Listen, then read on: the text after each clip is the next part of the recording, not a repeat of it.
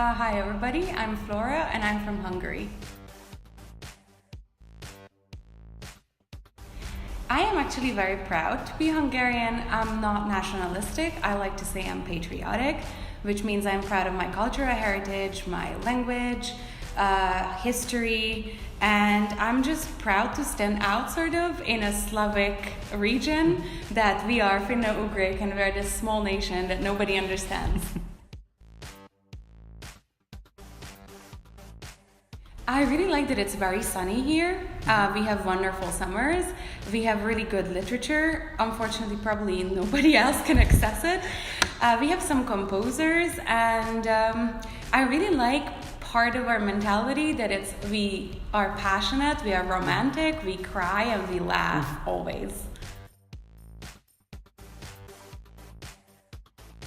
The recent political events I'm really upset about, and I'm really upset how we treat migration, because I believe every human has the right of housing, every human has the right to have food, medical, healthcare, and education, and we are not providing this even to our own at the moment.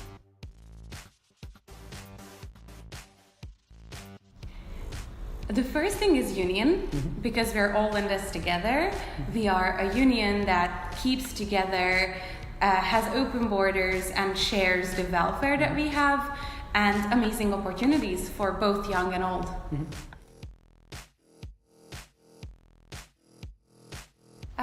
I'm not sure if it's about the European Union, but I still think that there's a West and East divide.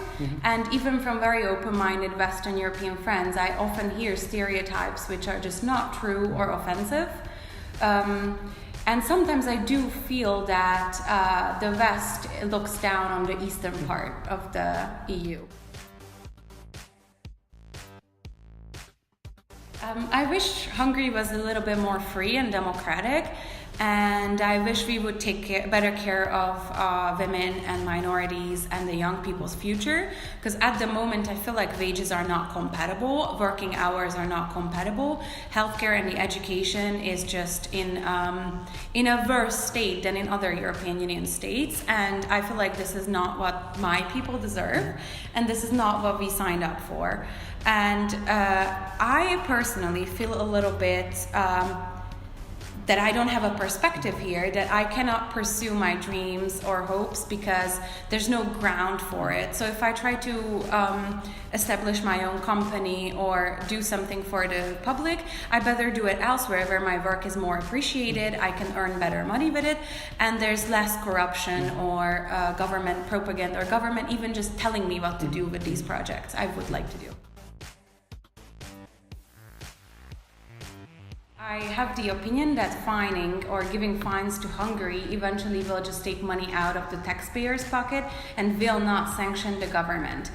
And I'm not really knowledgeable what else could the European Commission or Parliament do. I do believe there should be more exchange, more opportunities that go directly to the public and directly to people who are knowledgeable about how to implement these funds, so they don't go through the government, because the government will anyways just be messy with it.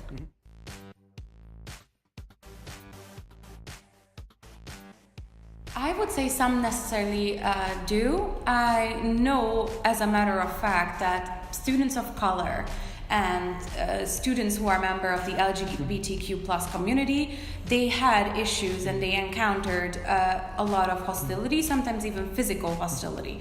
As like a white average social class student, you probably don't really feel it. You will feel it if you have a Hungarian girlfriend or a boyfriend or you're engaged with Hungarian people. But other than that, nowadays we don't have the posters up anymore. But if you guys would have visited this country before April, before the elections, we had very big posters up that showed people from foreign, a lot of people of color, and the poster said in Hungarian, "Do you want this? Watch out, migrants are coming." So even as a German speaker, even as a French speaker, you would have figured that this is a hostile message, and it's featured with people of color. So it would have been intimidating even for you. Yeah.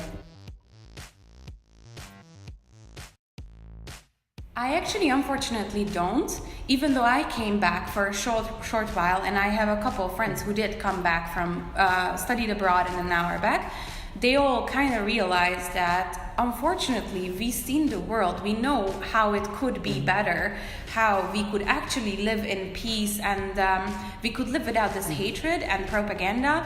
And because of this, I kind of feel like all the people who come back are just disappointed. They realize that the change and the environment they've been in is the one they are comfortable in, and the one that's here is very suppressive, very negative, and not willing to accept any sort of innovation, not even just politics and not even just like sort of liberal political agenda, but also it's very hard to pitch the idea of digital governance or having a digital card for traveling. That even is something that's alien to the Hungarian public. Then how can you explain to them that a transsexual is just another person, you know? So it's I feel like the young people who come back, they are disappointed, so they leave again.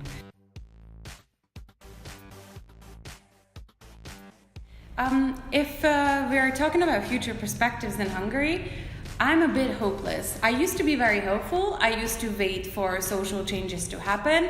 And I kind of hate when people say that I used to wait for somebody to do it and I realized I was somebody. Because I used to think like that I can bring change to Hungary as a person. But I feel like there are certain ideologies, like for example, accepting everybody, from gays to minorities to everybody who just wants to be themselves and don't want to do no harm.